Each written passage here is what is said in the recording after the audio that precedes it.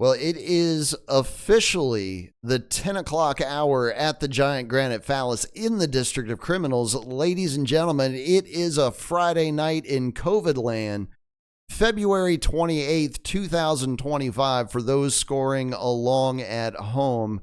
And that means it is once again time to find out what is on your mind tonight. It is your chance to be a part of Liberty Radio. Instead of just passively consuming, you can actually be part of the broadcast. Let us know what is bothering you tonight. What's sticking in your craw, I believe is how the colloquialism goes. The link to get into the broadcast is in the Liberty Radio Telegram channel, as well as the Liberty Radio Discord server, and sprinkled in various other secret corners of the interwebs. That is how you get in to be a part of the proceedings. You do not have to turn on your camera if you are of the shy persuasion. But you will need to turn on your microphone. Otherwise, you're just kind of being a creep. And we can't hear you. Even if you are saying horrible, awful, shameful things to us, we can't hear it unless you turn on your microphone. And more likely, you want people to hear it. That's why you actually say things and speak into the microphone and on the camera and such and so on and so forth. Trying to see if there is any business that we need to take care of. Well, why don't we go ahead and do this while we've got a little bit of time at the beginning before the first caller jumps on the line tonight. I think Langley might have just joined us. Let's see. No, audio is still good. All right. And where's the other thing I'm looking for? Bam. That's it. Right there. How many people knew who didn't actually hear me say it earlier? How many people knew that today was the anniversary of the beginning of the Waco siege? February 28th through April 19th, 32 years ago. All the way back in 1993. Strangely enough, roundabout concurrent with the beginning of the hour of the time. I ain't saying nothing about that at all. Just that's interesting. 1993 for both of those. But then a lot of shit happened in 1993, didn't it? How close y'all think we are to something like this happening again? I think it might be closer than we suspect. But you know me. I'm a little bit different. I see some things that other people tend not to. So I get called names. You get called names, Fido?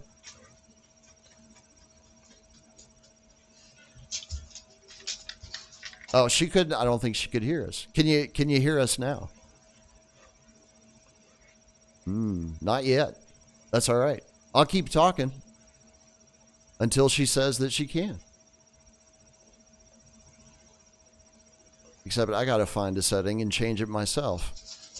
Because I think Langley actually did patch in a moment ago. Let's see. Go there. All right. Yeah, that's better. That is in phase. That sounds like what I'm used to hearing.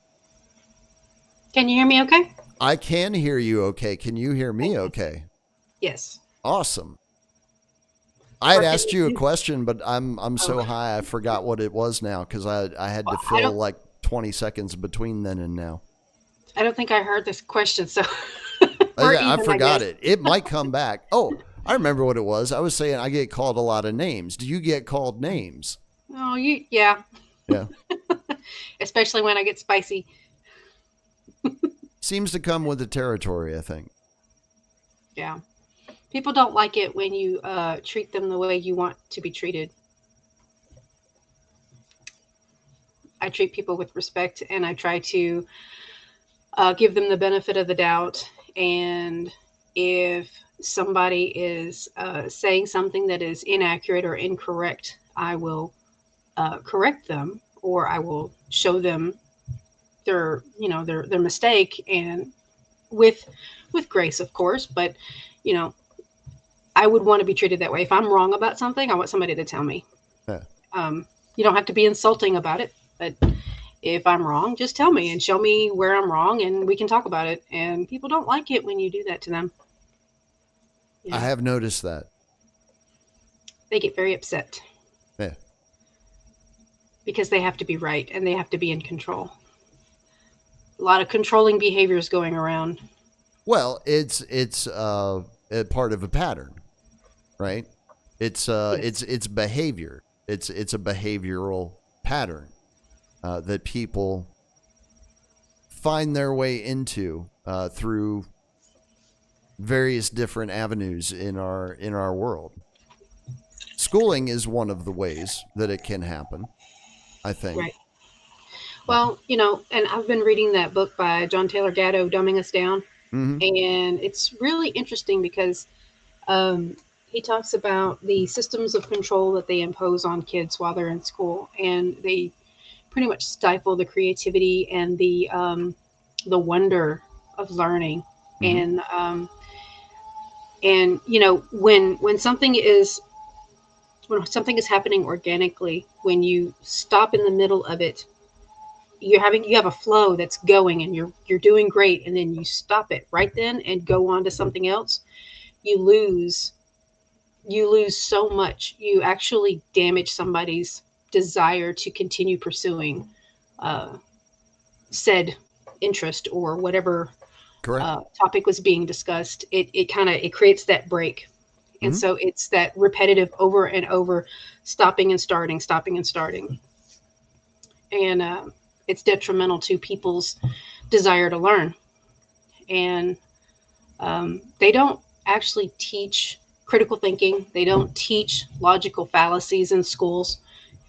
And there's a reason for that, because they don't want the kids questioning the school's authority and the teacher's authority, the principal's authority. They don't want the kids asking questions.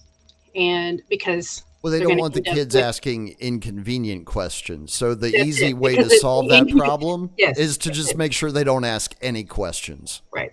And punish the ones that do. Right. Not like direct That's right. The punishing, but nail like that stands out it's like always gets the hammer. I but learned that very young. it's like a psychological type of punishment. It's not Mm-hmm. like direct in your face bullying type thing. It's It's sinister the way they coercive. do it. It's It is. coercive. Yeah. Yeah. No, So I experienced all of that stuff in school, up to and including the whole stunting of chasing a goal and being thwarted and all of that. Because it was actually, believe it or not, it was at the hands of the drama teacher in our high school back yeah. in Winchester. Because there were a few of us guys. By the time I got to senior year, there were a few guys in the whole drama production thing at school. Because me and my best friend at the time would like rope people in. We'd be like, "Hey, you're pretty cool. Like, come and join us, because there's nobody else cool to talk to in here. It's all a bunch of chicks, and we don't want to talk to them." Yeah. Yeah, but like I was always on the outside, even in there. And basically, I got a dressing down from my drama teacher senior year, where I was informed that I was never going to amount to anything and I should just give up. So I did, Yeah. Yeah. and I went and started to teach myself guitar instead. Yeah. Got a lot more pussy. Yeah, it was nice. It was a good thing. Yeah.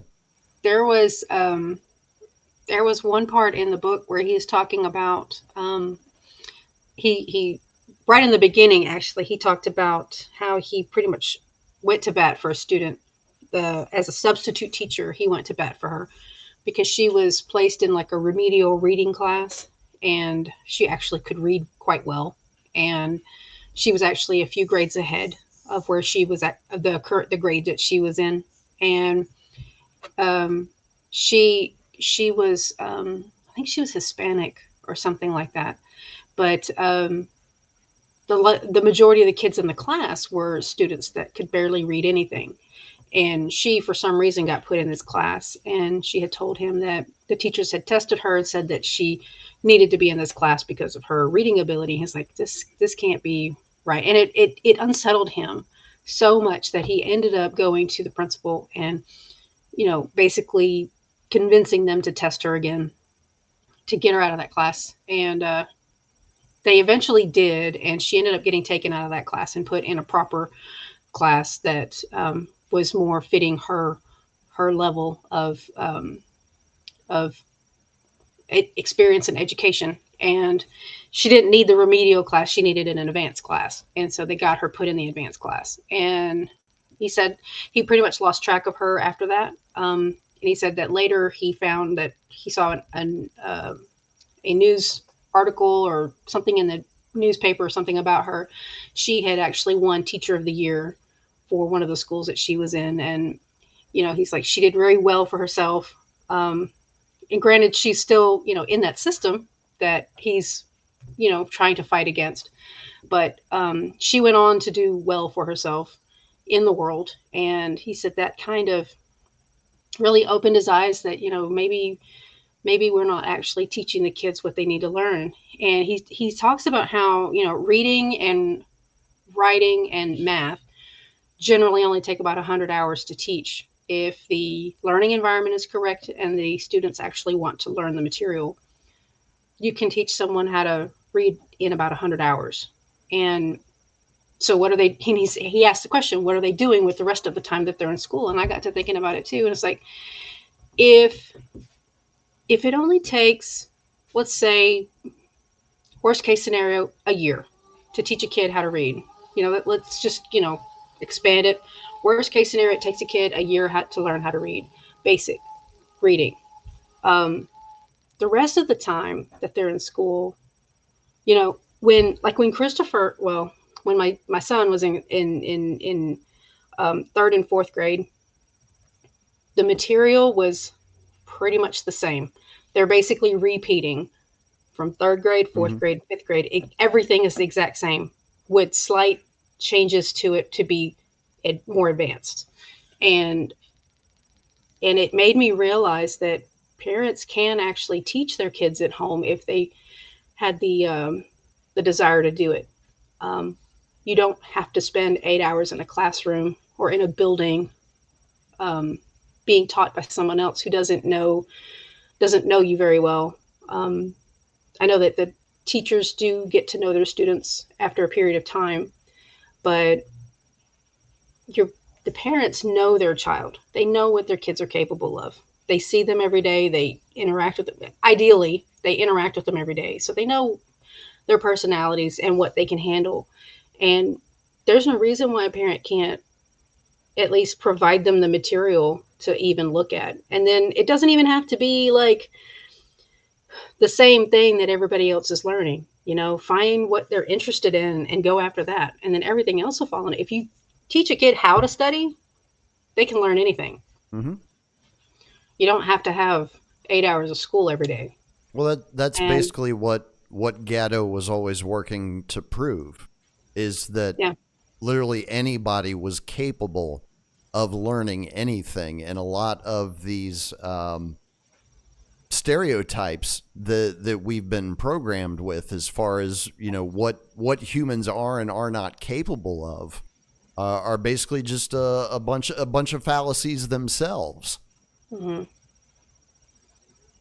Yeah, and that whole thing about controlling what other people do, even with teaching, even with trying to educate people about literally any topic, there's a learning process, and not everybody's in the same place when it comes to understanding the material. Everybody's in a different place along the spectrum of that learning curve. Everybody's in a different place. And so when, I saw this video this guy had posted, he was basically screaming and cussing into his phone about how he's tried to teach people this, that, and the other, and they're just not getting it. And I've tried to use reason, I've tried to use logic, I've tried to use compassion, and you're just not getting it. And it's like, so what you're mad about isn't that people are not learning what you're trying to teach them. You're mad because you can't control them. And that's why you're angry, because you don't have control. And it's okay for people to have a different perspective. It's okay for people to not be interested in the same things that you're interested in. And you can't force people to be interested in the same things as you. You have to go where the other people who are interested in the same things as you are. You know, you don't force people into that. So, and that's a lot of the problem with the people around today is they want to force people to their perspective. You can't force somebody to see things from your perspective. They have to come to that conclusion on their own. Just because they see it differently doesn't mean they're wrong. Yeah. Now, here's the part where I always get into trouble with people, because I don't actually believe that we can ever see the same thing exactly the same way. I don't Correct. I don't believe that is even possible. I think part of the whole experience of being human and going on this ride is that what we experience is actually unique to us, and we don't really have a way to approximate it for anybody else, if any of that makes sense. But it's because of the way that we form connections in our brain. Like from the moment we come out of the womb, we start forming those neural connections, and nobody's life is exactly like anybody else's life. So everybody is constantly making different neural connections in their brain. To me, that tells me that no two human brains are exactly alike. You can have genetically identical twins and they're not going to be the same person, you know? So it is impossible, I would say it is impossible for people to share the exact same perspective. However, being able to relate to someone's perspective is an entirely different thing, you know? I think that people can do that. People can relate. They can, they can understand where somebody else is coming from. But at the same time, you can't force someone to understand where you're coming from. That's, if they don't get it, they don't get it. And getting mad and angry at them isn't going to help. It just makes it worse. It just makes them not want to see it from your perspective. It's a definite discouragement to them. Have you been doing a lot of counseling this week? No, not really. Been trying to behave myself at work. get a little spicy at work sometimes, and but no, I've been trying. I really have been trying to give people more grace, because I do realize that a lot of people, especially when it comes to arguments, a lot of times there's not really a right versus wrong as it is. There's a multitude of factors that go into a disagreement, and people can agree to disagree. That's perfectly fine. And so we need to take into consideration that other people have things going on in their lives that have affected their perspective, and it's not anything that we can control or change or anything. And I'm just trying to give people more grace. That's all. Because I probably, there's been times where I didn't. And so I need to not do that anymore. I've just kind of been kicking myself lately for not doing that more. And it doesn't mean that bad behavior is excused. That's not what that means. It just means understanding that, bad behavior it's like I said, it's a combination of factors, and understanding that if somebody is not capable or is not wanting to see your perspective, that, continuing to argue with them isn't going to make it better. And so just back off and let them think what they're going to think, because you're clearly not changing their mind anytime soon. So that's what I mean. Yeah. I mean, that to me, that's sound advice. Yeah. There's no reason to get into an all out screaming argument about literally anything. I mean, there's no reason to be yelling and calling each other names if you disagree about something or you have, now, if somebody is blatantly refusing to acknowledge facts, that's one thing. But if it's something, and a lot of these arguments that people have, they're just a matter of opinion, and not really any harm is done one way or the other. But treating someone like um, they're a problem because they think a certain way or they see things a certain way, that's concerning, and it shouldn't be that way. It really shouldn't. No, I So, agree. But unfortunately, it takes all kinds to make the world go around. So it does. yeah, you have to have folks like yourself that are willing to appeal to reason, and folks that are never going to do that, Yeah. because it's a dualistic universe. I Yeah. don't think there's any way to deny that at this point. If you're paying attention, I'll put it that way. If you're paying attention, you can very easily and obviously tell that everything that exists has a mirror. It does. Yeah. And a lot of times, though, you look at topics in the news, and when people start getting irate and upset about it, that's usually a big red flag for me, especially when people start, bringing out the pitchforks and the torches and stuff and like, oh, we got to put this guy under the jail. And you got to think about, okay, so what is the meat and potatoes of this whole story that's got you all up in arms about something, and why is it so important that you cause physical harm to someone as a result of whatever? Um, Usually the things that elicit the biggest emotional response are done that way on purpose. Mhm. And, I noticed that some years back, 3, maybe 4 years ago, probably during the COVID stuff, I noticed there was a lot of appeals to emotion, which is Mhm. another logical fallacy.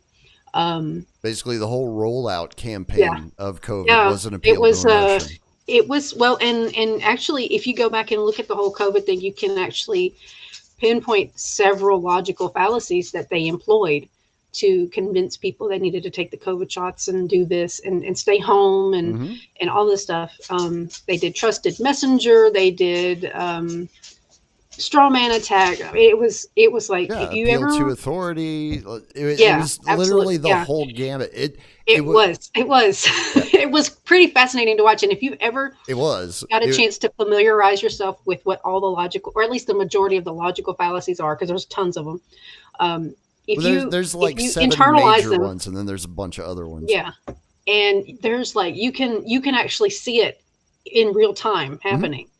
And one of them, I could see the emotional appeal. I could see that. I mean, it didn't take 2 seconds for me to figure that one out. And it's like, emotion is a very good way to control people, because if you can trigger them, if you can make them sad, if you can make them angry, if you can get an emotional response out of people, you can pretty much get them to do anything, Yep, because they're not thinking straight, they're not thinking logically, they're that's right. confused and they're hurt in some form or fashion, and they just want to make things right. And you're like, oh, well, I've got a solution for that.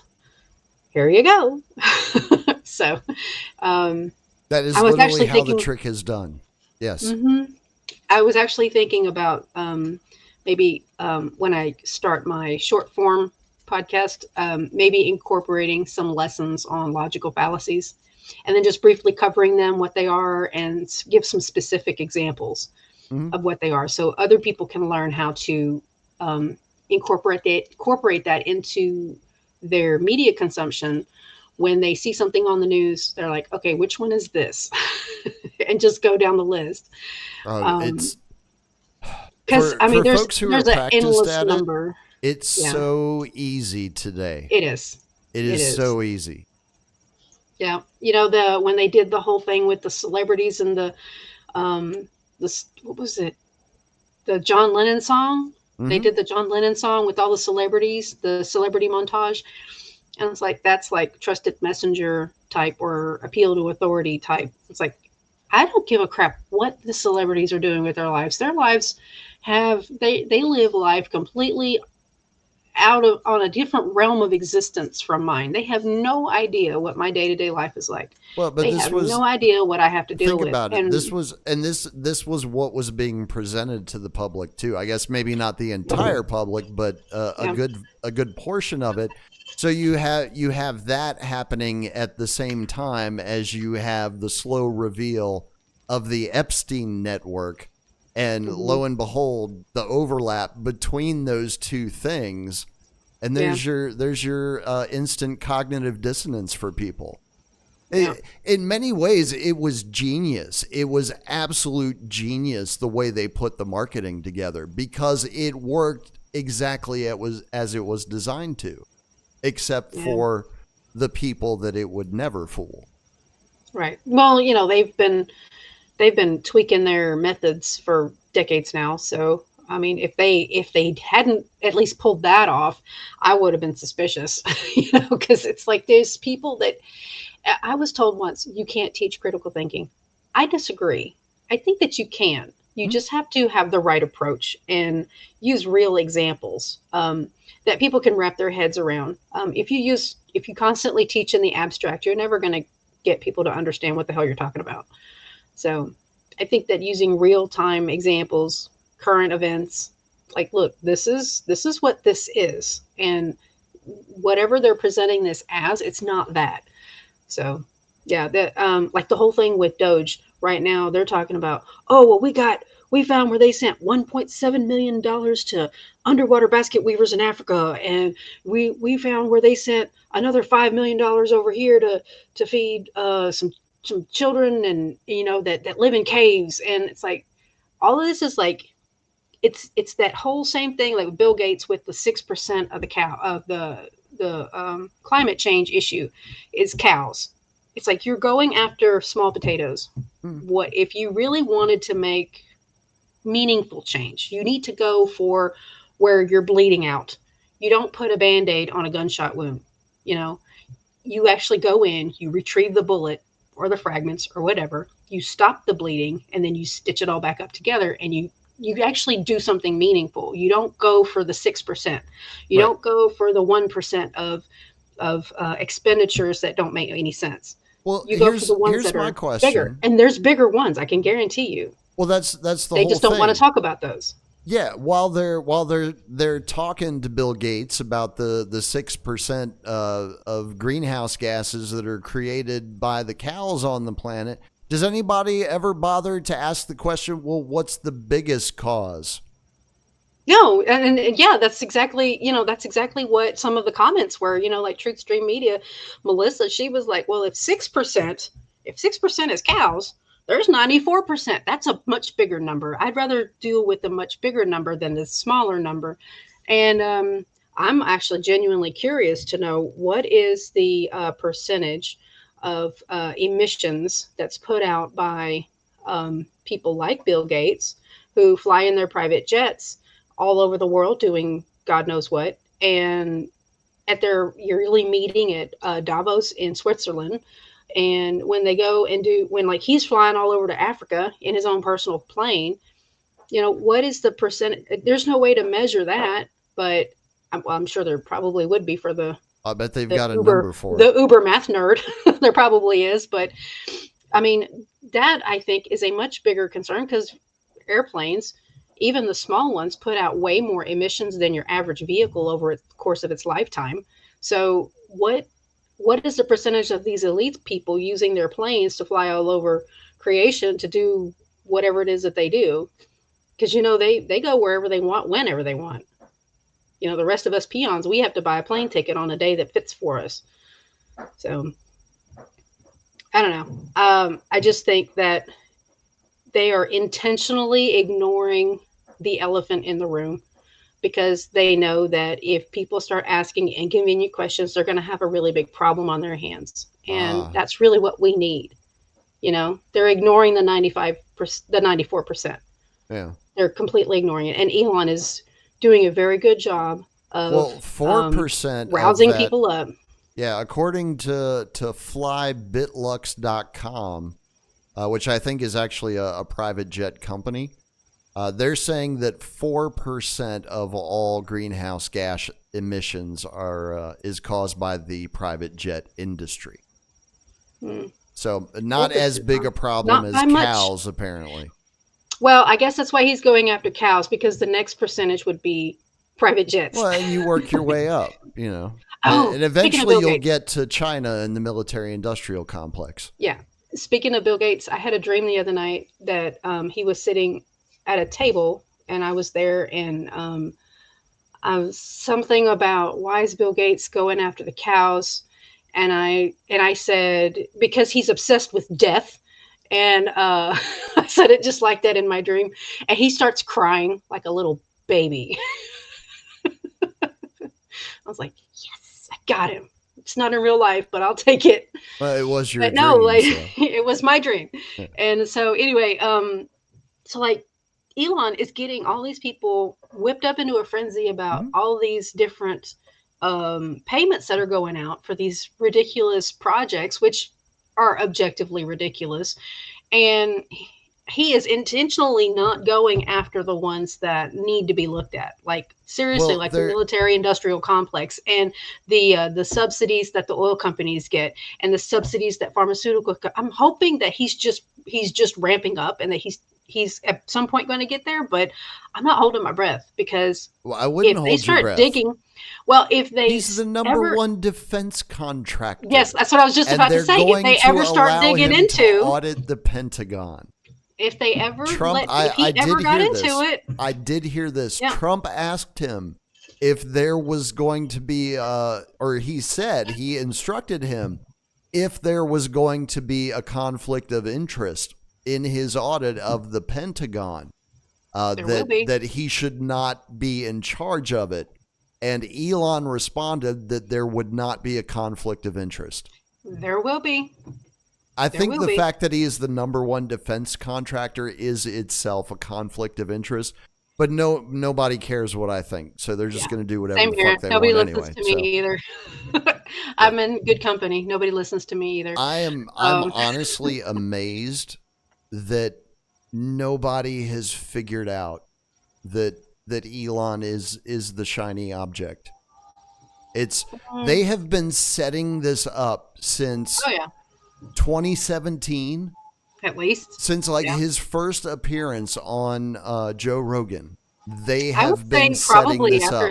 They have been bringing him along slowly. I wouldn't be surprised if by the time we get to 2028, we don't hardly ever see much of Elon anymore. This is like his big moment in the sun. Maybe. And he's, I don't know. The entire world is his stage. Yeah. And he is hamming it up.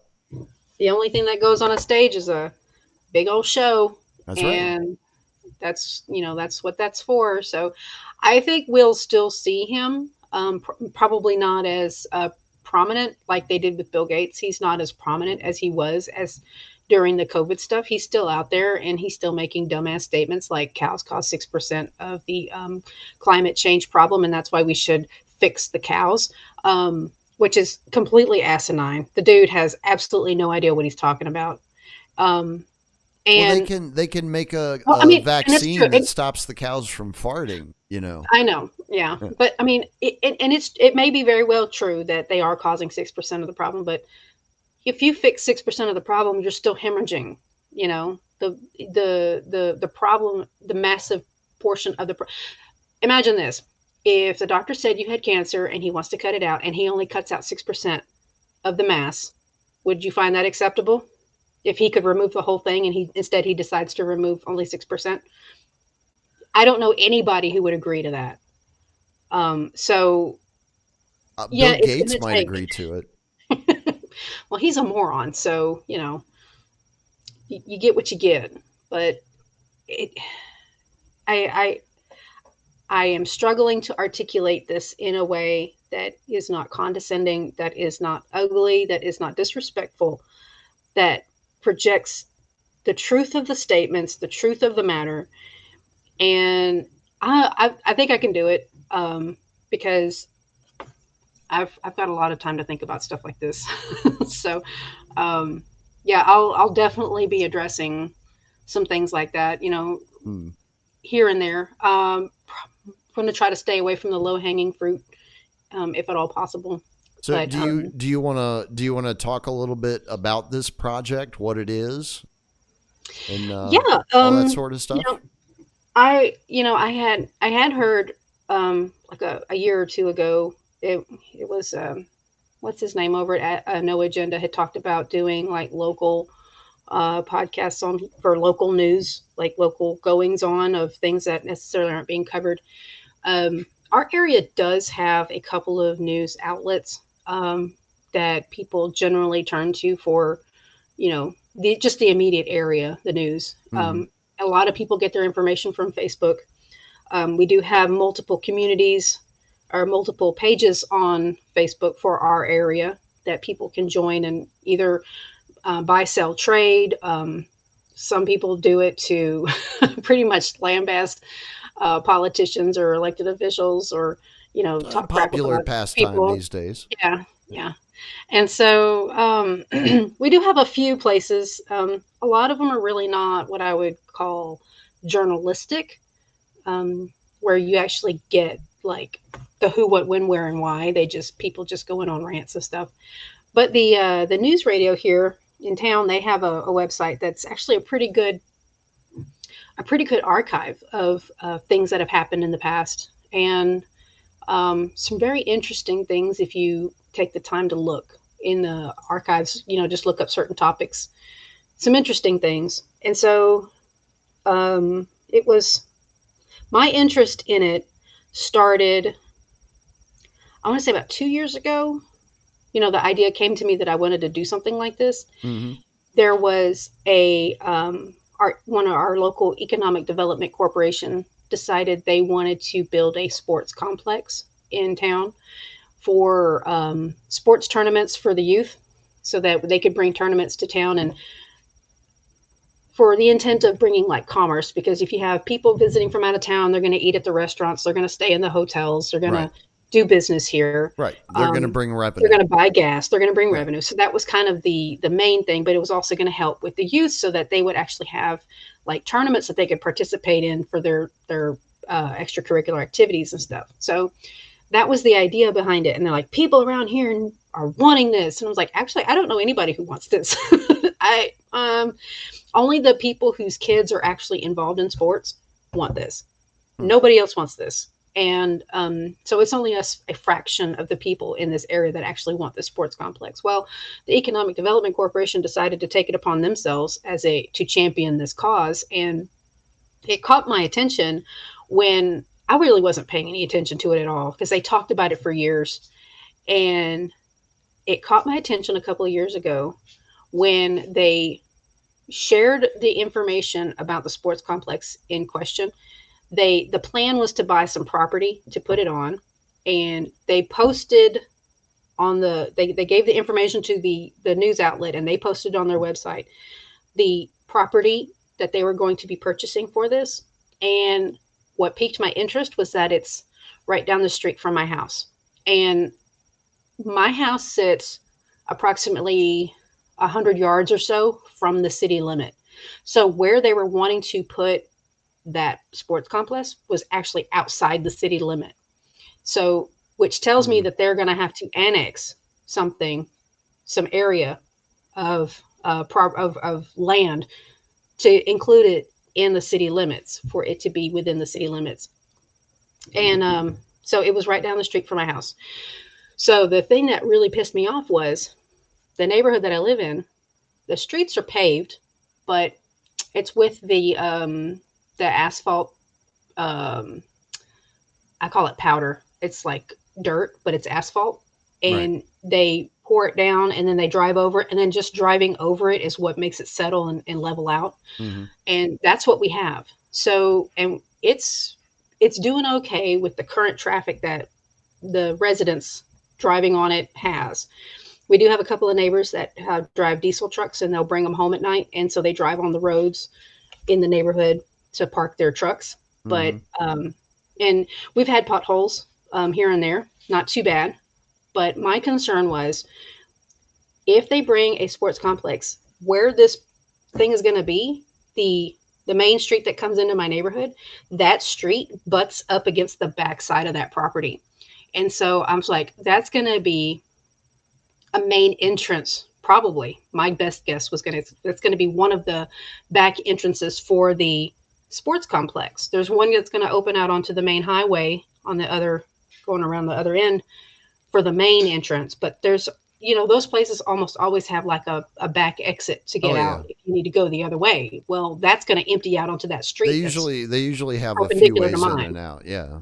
Yeah. And that's a residential street. That's not a street that's built for traffic of people coming in and out, buses coming in and out. It's not built for that.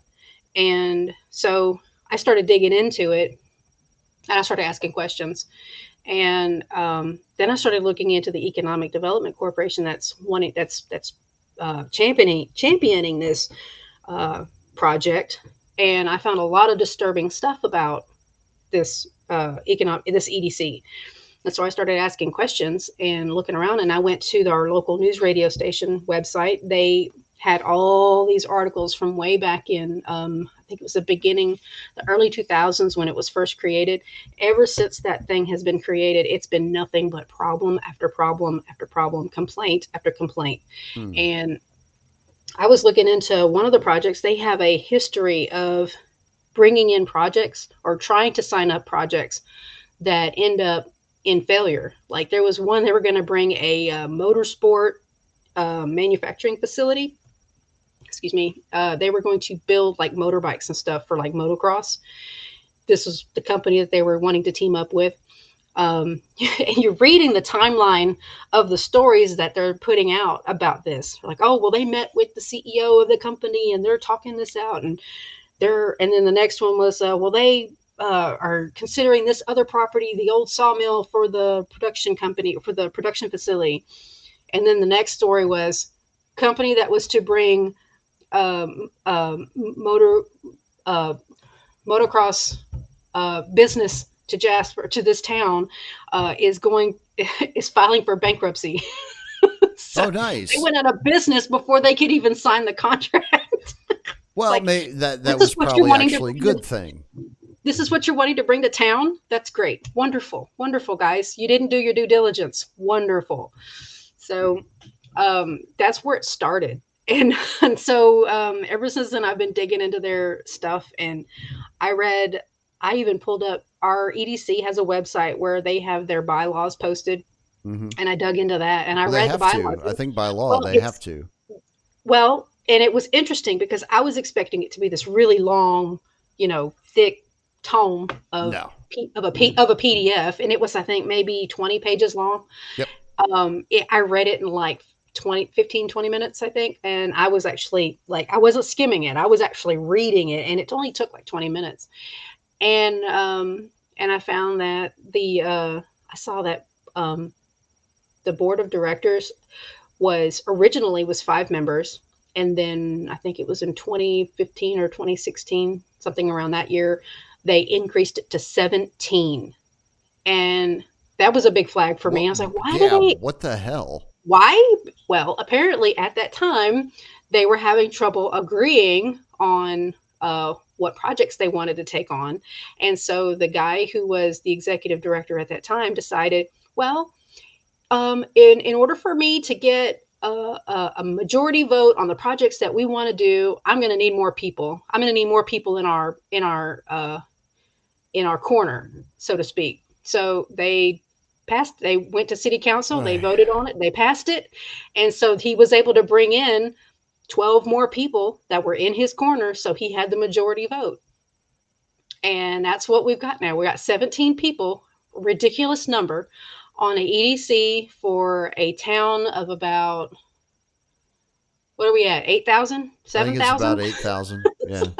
It may have dipped. I mean, I haven't checked since 7, the new year. Yeah. But it's. I have noticed there's not as many cars in the parking lot across the street lately, so I don't know if that affects anything. It was such a clusterfuck, seriously. I mean, going back and reading through all that, you're like, oh my God, this is this is insane. And then, and the insanity just keeps going and going, and nobody is saying anything. And so I started saying something. I started writing in to the local radio station, news website. I started sending them my opinion on stuff. And then people started coming at me. And I'm like, bring it, because I got facts. What do you got? So I'm like, I want to put this into podcast form so that I can share the audio at least. And I don't want it to be too long, because you lose people's interest after a certain amount of time. But I don't, and I do want it to be meaningful, but I don't want it to be too in depth. I do want to provide source material and suggestions for continued research for people that are interested, because I'm not interested in talking to people who are not interested. I want to talk to people who want to know what's going on. So I want to start with the short form, maybe 15, 20 minutes, and kind of hit the highlights of each topic, and then move on from there. And if it looks like it's something that I can actually do, given how full my schedule is, then I'll think about increasing it to longer format episodes. So we'll see. And I want to start with some easy stuff first, just to kind of get my toes wet. And I think maybe going over logical fallacies and, kind of teaching people how to study, how to look for information. I know there's plenty of podcasts out there that talk about that, but like I think that would actually be an excellent place to start. But for this area, people don't listen to those people. They don't even know who those people are. And so being from this area, maybe that'll, help. Oh, well, she's from this area. Maybe she's got something to say about it. So I don't know. We'll see. I don't know. I know I have a few haters out there already, so I must be doing something right? No, you mean on the internet? Yeah. People have been nasty to you on the internet? I got a couple of unhinged people coming at me already. Oh, yeah? It's hilarious, because they don't know how to argue. They use, oh my God, it's so funny. Yeah, because I shut them down, and they're like, well, you're just talking. You don't know what you're talking about. Okay. People can see what you're typing, right? It's hilarious. It is rather funny. It's even more entertaining when you get into the advanced lessons, and you learn how to actually provoke specific responses in people. It's even more entertaining because they don't even realize it's happening. They have no fucking clue. I really try to use my powers for good. Exactly. Chris, okay? Exactly. I'm trying to use them for good. Exactly. But they're still there. But no, there was a coworker. She, I got a friend request from her, and I was like, I don't know if I want to accept her. I mean, my stuff's pretty controversial. And so I went into the break room to get coffee, and her desk is like right next to the break room. And she goes, Hey, I sent you a friend request on Facebook. I was like, are you sure you want some of this Facebook page? Because it's pretty spicy. She goes, oh, no, I seen what you've been posting, and I like it. I want some more of it. Like, okay, just fair warning. I tried to tell you, okay? Don't get your panties in a twist if I say something that you don't like. Oh, no, I've been hearing about what you've been posting. I need to see it for myself. I'm like, okay, more power to you. I think it sounds to me like your show's going to do all right, is what it sounds like. Yeah. Well, because that's the beauty of the hyperlocal podcast, right? You can measure the results yourself because it's in your community. Yeah. And you're already starting to see some results come back. You haven't even really gotten off the ground yet. Right. Well, one of the things that has been on my mind here lately, so like with my boss, he's in his 80s. And he's getting older, and I wondered how he was going to proceed with the business, and because I was like, he can't run it forever. Well, he's got his solution in place, and so we've got someone to kind of take over the reins. But the thing is, I was thinking the same thing about our radio station. It's run by a guy. He went to school for telecommunications, and he came back to town and set up his radio station, and he's been doing it for 30 something years, maybe 40.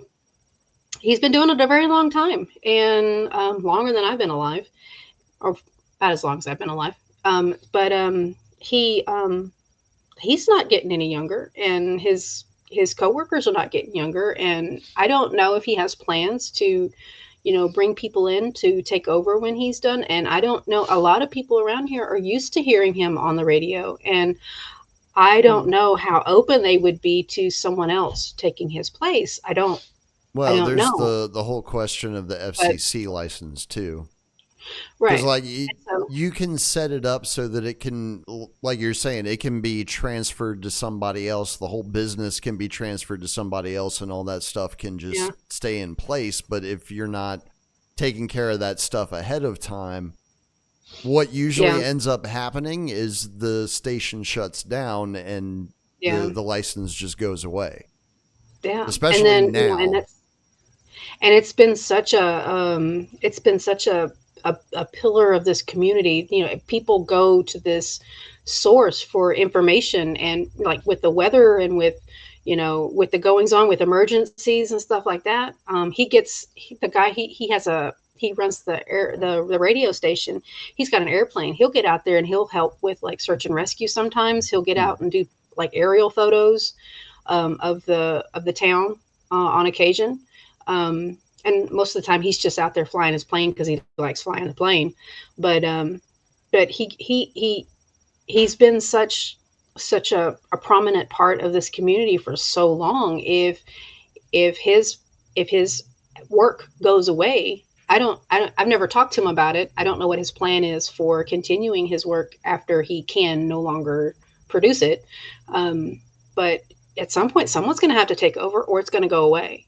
Well, And maybe you you know, could try to get him on as an interview I guest. had I had thought about maybe even quitting my job here, what I'm doing now, and going to work up there and asking him if he could teach me the ropes, and maybe I could do it. I don't know. It's not really something that I've got a desire to do. I don't really feel that drive to do it, and I Mm. think it's one of those things where you need to be driven by that. You have to. It's a calling, and I don't know that I want to do it Helps to that be a way. little bit crazy, A little bit. a little bit. So I think I'm I just gonna start overdo with my it, little. but that's for effect. Yeah, I'm just gonna start with my little podcast and just see where it goes. And I'm not setting any really high expectations. I just want to see what it's going to end up being like, and then start setting some goals. But yeah, just kind of get my foot in the door. And I have so much going on in my personal life, and with work taking up most of it. Hmm. And then I get a few hours at the end of the day, and then on the weekends. I don't work on the weekends, thank God. I used to. I don't anymore. Um, but yeah, I just hope the work hours stay at 4 days a week and don't ever go back to five, because then I'll have even less time. So, and I kind of like having 4 days a week of work and then 3 days off. I really enjoy that. I never I thought I would always enjoy did it as much as too. I do. Yeah. I'd That rather work was 10 hours a day, 4 days yeah. a week, than 5 days a week, 8 hours a day. Well, shit. At one point, I was throwing some 12-hour days into that 4 day Well, mix, but yeah, I'm still, used it to was all working. because I was making money. Yeah, and as a nurse, I'm used to working 12-hour days, so 10 is cake. Yeah. It's easy peasy. No, So actually, that was the schedule that I found most preferable, as opposed to a 5 day work week. mhm. Because 5 day week, I'm gonna end up wasting at least 2 of those days because I just don't feel like being there. Yeah, It's always yeah, been that and way. it's like, and with the work that I do, I could be at work.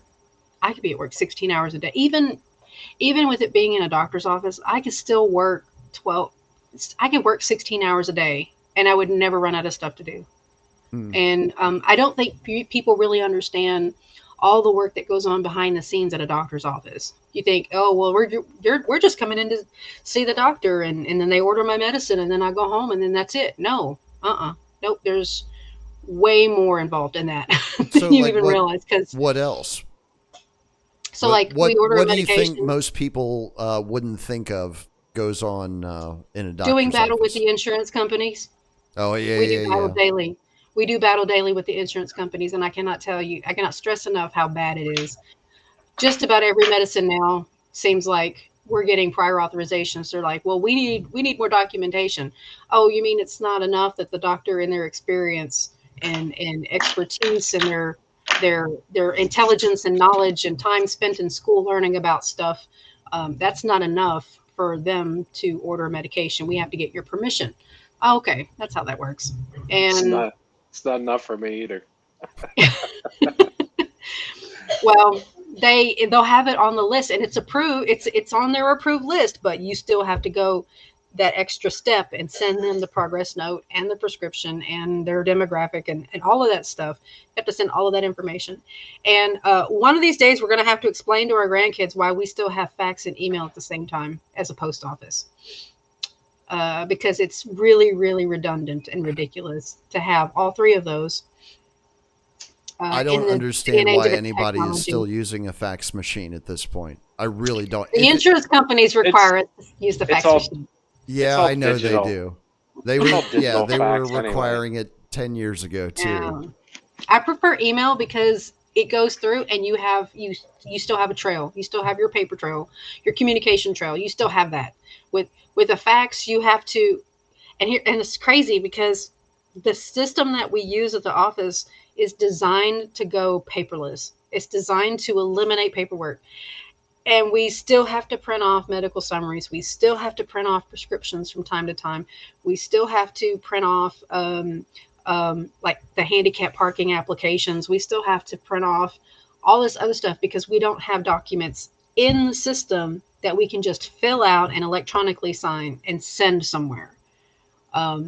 And so prior authorizations doing, and not only just for that, but also for like imaging and stuff. If somebody needs x-rays or CT or an MRI, we have to get with the insurance companies and do authorizations on that. We have to, I have to do, we call it chart review. I'm having flashbacks. I have to do something called chart review where we have our schedule of patients, and then I've got to go into each of those those visits and get the progress note ready. Got to populate all the information in the progress note, and then I've got to make sure that there's no duplications in the medication list. There's no duplications in the medical history. I have my patient teaching. We have to have patient teaching on everything so that the patient. So like. They come in for medication refills and they've got like 5-6 different medications for 5-6 different conditions. I have to put in the patient teaching for that. And we discuss that in the office visit. So I have to do that. If they need labs on their visit, I have to order those. And then I have to print that out because I can't just send it. I can just send it, but then the lab's like, well, I need the paper copy. And that's ridiculous. So I have to print the paper copy. What else? After the patient is seen, we have to complete the progress note and at least mark it done so that our billing department knows it's okay to send for billing. After I get done seeing patients and the progress notes are done for the day, I have to go to my desk and listen to used to be 3 to 5 voicemails. I've been getting, I had 25 one day voicemails. 3 of them were the exact same person calling for the exact same thing. But yeah, I had like 25 voicemails. Are these patients or? Yes, the patients are calling. They have this concern, they have that concern. And so I have to create an intro. We call them. Hold on. Go ahead. Are these like are these like I've found a dot on my arm in the shower? Can you tell me what it is? Well, most of them are patients calling saying, I need a refill on my medication. And then you go look in their chart, and when we send them, because we have to send all prescriptions by e-script, electronic script to the pharmacy. Basically, we're emailing the prescription to the pharmacy, and it creates a log. Excuse me, I'm a little gassy. It creates a log every time we send a prescription to the pharmacy. It shows where it went, what day, it's the prescription information, and it shows the quantity, supply, and the number of refills, and the physician that ordered it. So the e-script log will show patients like, I need a refill on my cholesterol medication. You look, and it was sent 2 months ago for a 90-day supply with a refill. They don't need a new prescription. They need to call the pharmacy and tell them to get my prescription ready. So that's most of them. Some of them are patients. I had one call yesterday. She's needing FMLA paperwork filled out so that she can help take care of her mother when her mother starts declining. We're getting a lot of those requests, by the way. FMLA Really? paperwork and work accommodations. Yeah, work accommodations have been kind of prevalent the last few weeks. It's kind of weird. Sometimes it's that's most of them. Sometimes it's patients stating that their medication didn't get sent to the pharmacy, and we have to look and make sure that their medication did get sent. Sometimes it didn't. Sometimes we overlooked it, so we get it sent. But most of them are people saying they need refills when all they needed to do was call the pharmacy and have them get it ready. Some people were calling to schedule appointments. But yeah, it's completely random, and it's not always something that like a front office staff can handle. So Do you I had ever one do you lady. ever have patients just like flip out in the office? Mhm, absolutely. We had we've had it from time. It's not often, but we have had patients that got irate. Either we had one lady, she got really upset because she ended up waiting for her appointment for 2 hours because she showed up to her appointment an hour and a half early, and she was mad because she had to wait for 2 hours. It's like, that's unfortunate. I'm really sorry you had to wait 2 hours. But We had you did show up 90 minutes early, though. I would it's like, have to have oh said something honey, to her. I would have to. I'd be like, like, oh Are you honey, I'm really so being serious sorry. right now, ma'am?" Um, we had one guy got upset because we would not give him information about his mother, I think. And if Ah, if um if if you're going to be dealing with the healthcare system, you absolutely have got to make sure that your name is on that patient's chart mm-hmm. as someone who can receive information. Because if your name is not on that chart saying that you can receive information about this patient, we cannot legally give you information about that patient, even if it's your own mother. So you need to call your mother and tell her to tell the doctor's office to add you for the HIPAA stuff, that Yeah. you are HIPAA allowed. And that way, Well, and when you also call up, they're any asking other questions. stuff. Yeah, any other stuff that you may Yeah, need to let and them know you can, about, like and power of that way, attorney and that sort of thing. yeah, and that way you can actually request things on her behalf if you need to, Hmm. that sort of thing. So um, That is it's it's a good thing to point out because I yeah, don't know if many in our generation have spent much time thinking about it. I would imagine yeah. most of our parents are probably somewhere round about the same age. Again, my mom passed away almost 3 years ago now, so I've already been Ah, was it through all of three? that. Yeah, yeah, it was Holy crap! It's been 2022. three. Yeah, Time April flies. April Wow! 4th. It'll be 3 years. But Wow! Wow. I had to go through all of that stuff, and Yeah, fortunately, I was put in a good position by my mother because yeah. she had taken care of a lot of the stuff beforehand to where basically all I had to do was just tie up loose ends. I basically had the Hmm. legal documents handed to me and was like, "You're going to There be you go. expected to take care of everything." Yeah. Yeah, it And wasn't it see, I've wasn't had like I this. could say yes or no. It's just here you go. It's Yeah, time to do this thing. I've had the conversation in a couple of different places. It's probably been 2 years since I've had it last, talking about DNRs and advanced directives. Um, Yeah. you know, I'm not going to fault anybody for utilizing the healthcare system that we have, as broken and dysfunctional as it is. If you feel that that is something that you need to do, I'm not going to judge anybody for doing it. I have my own perspective and my own distrust of the healthcare system, even though I work in it. But if I know that not everybody is in a position to be completely independent of the healthcare system. Yeah. I know that a lot of people have medical conditions that they will never be able to be rid of, and it's going to require medication. It's going to require, because it's to Well, a it's going to point where require they therapy can't. at the very least. Right. You know, So that's if you're kind of going the to, yeah. yeah, if you're Go, going to use it, you need to know above everything else if you want to be resuscitated if you stop breathing or if you don't. If you do not want to be resuscitated, if you ever stop breathing, you need to sign a DNR. You can get that form online for free. Every state has one. You can type in the name of your state and out of hospital DNR is the name of the document. And if you don't want to be intubated, there's a separate form called Do Not Intubate or DNI. And that's the one where if you stop breathing and they resuscitate you, but you're not breathing on your own, they're going to intubate you. They're going to put a tube down your throat and help you breathe. If you do not want that, you can sign the DNI. And if they intubate you, then they are breaking the law.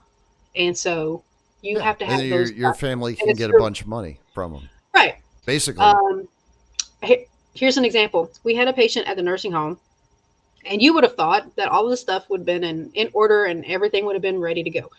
But no, he fell out and he stopped breathing, and they were like, because I was there at the time. I was not an employee at the nursing home. I was with the nurse practitioner that makes rounds at the nursing home. So I was not. We were still seeing the physician's patients. I just was not an employee at the facility, so I didn't. I was actually not supposed to really. I can access the medical records only on an as needed basis if I have to have that information for like vital signs or medications or something like that. All the nurses had run down to the room and were trying to help this man who had fallen out. He was on the floor. He wasn't breathing, and they Oh, he literally initiated. fallen out. They didn't. They didn't ask me anything. I knew they had started CPR on the man. They broke out the defibrillator and they were working on him. And then somebody comes down the hall and says, look in his chart and see if he's a DNR. And I was like, because I couldn't remember. Some of them I can remember off the top of my head, and some of them I couldn't. So I was like, I'm looking for his chart. I can't find his chart anywhere because this was before they switched over to computer charting in the year 20, in the year 2019. They still hadn't switched over to computer charting, but that's a story for another day. Anyway, they still had the paper chart.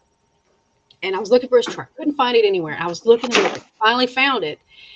And I grabbed his chart. The first thing I saw was a big ass red sticker on his chart that said DNR. And I was Of like, course.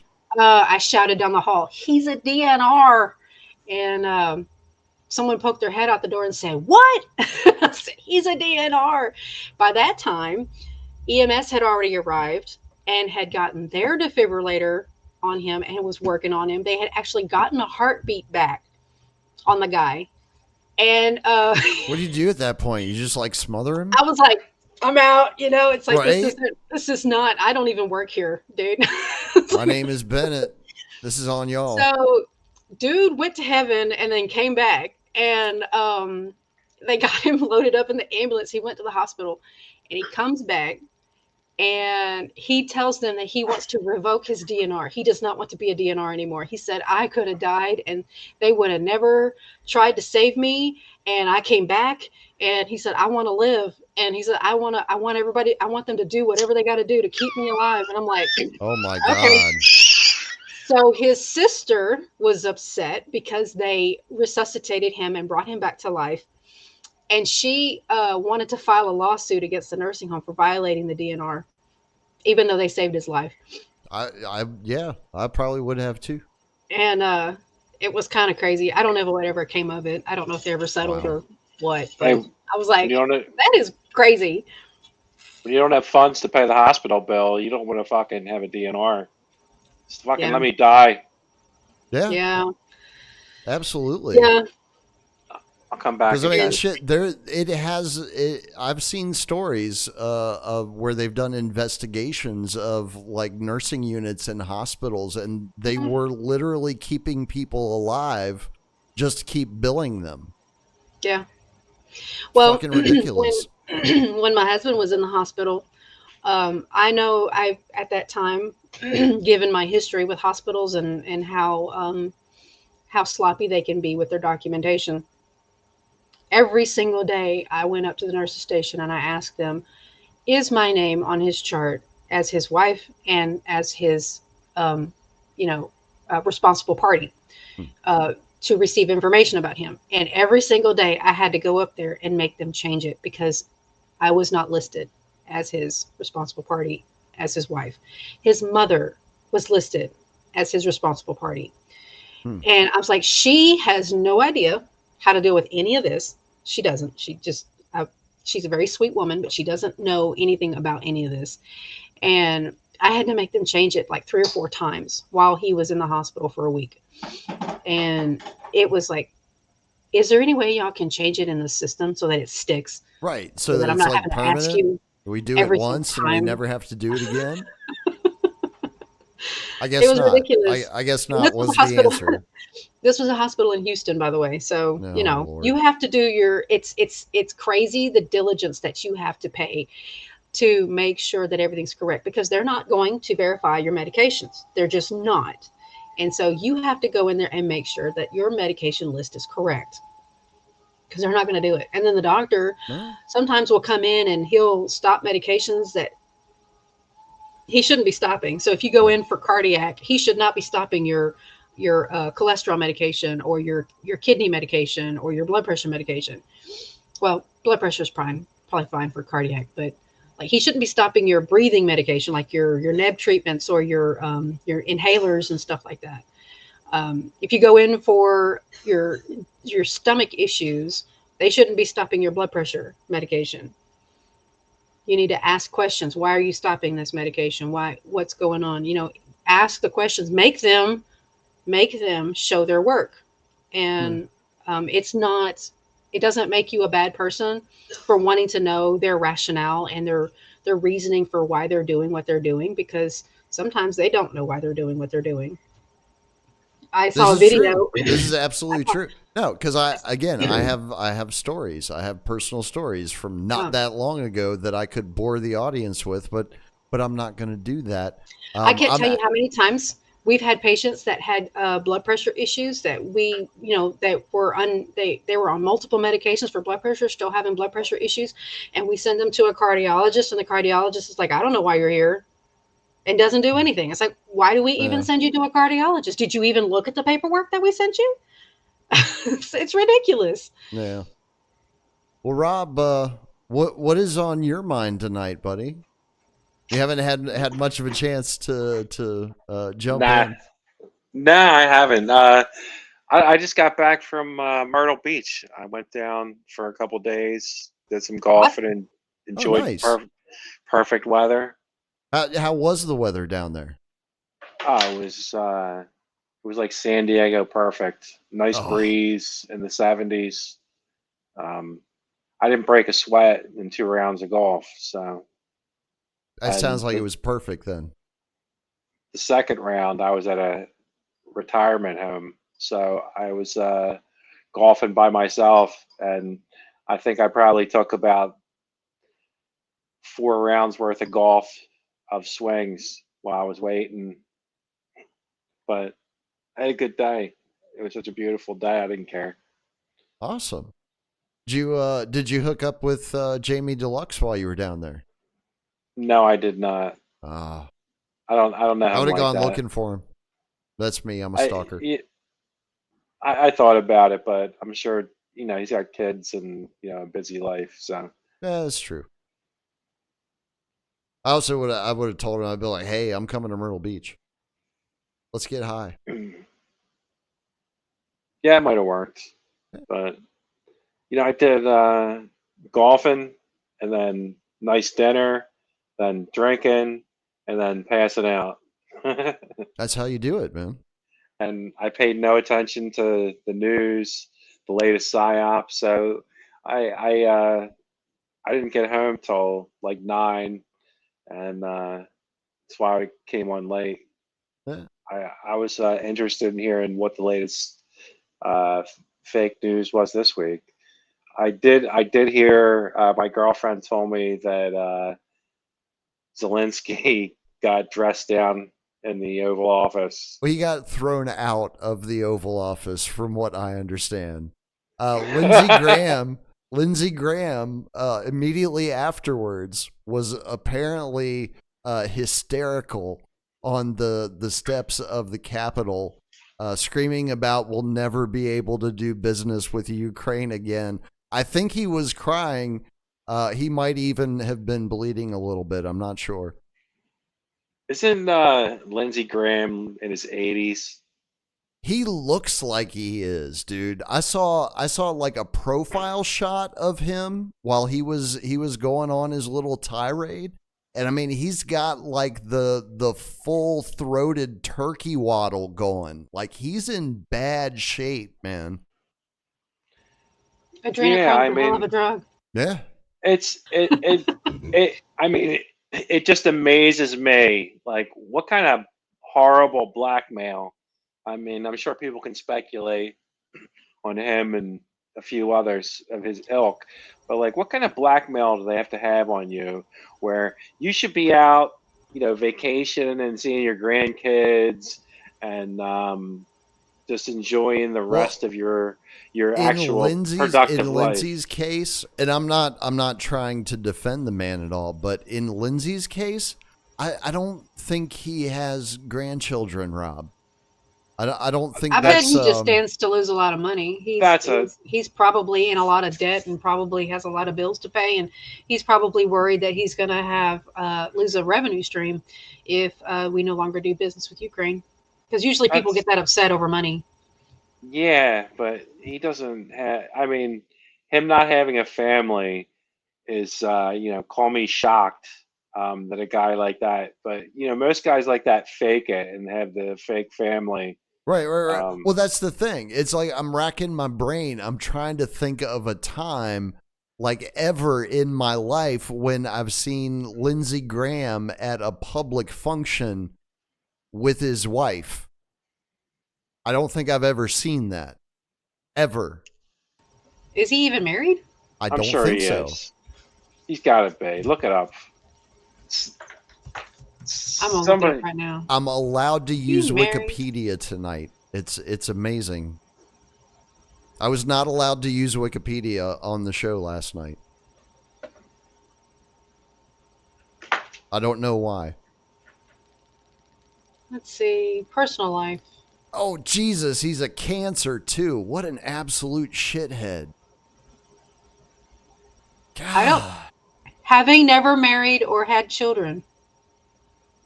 No. That's what it says. I never found time to meet the right girl, or the right girl was smart enough not to have time for me. Well, I mean, have you Or looked at him? He had a girlfriend named Debbie and two or more during his time in the Air Force in Germany. Of course he did. some his beards.